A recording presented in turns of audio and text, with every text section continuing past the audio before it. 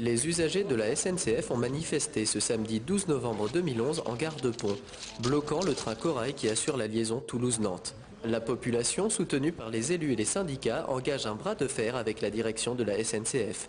Les usagers de la desserte pontoise ne disposant pas d'un nombre suffisant de liaisons hebdomadaires par rapport aux autres villes du département.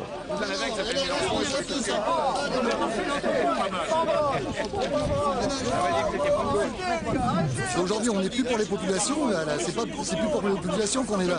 On fait des gestions qui soient rentables. Aujourd'hui, on crée des TET, il faut que ça soit rentable, on fait des arrêts pour que ça soit rentable, on fait des TGV qu'il faut qu'ils soient rentables. Derrière, on n'est plus du tout une notion de service public aujourd'hui. On va avoir des trous ici dans une gare comme Pont de 5 à 6 heures sans arrêt. C'est carrément inconcevable par rapport à l'aménagement du territoire tel qu'il doit être fait. Que ça soit du terre, que ce soit de l'intercité qui soit mis en place, on s'en fiche. Le tout, c'est que derrière, il y a une desserte à peu près équivalente, particulièrement le vendredi soir, le samedi pour rentrer, le dimanche soir pour retourner au bahut. Sinon, ça va pas.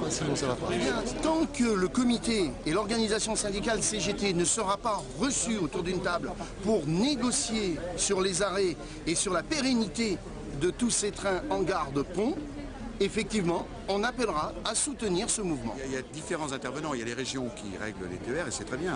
Elles ont développé l'offre de TER. Il y a ces trains d'aménagement du territoire. Ce sont des trains qui sont subventionnés par l'État parce que sinon ils sont déficitaires. Et ils ont été remis dans un nouveau système. Et tous ces systèmes-là ne sont pas forcément coordonnés, d'où des creux.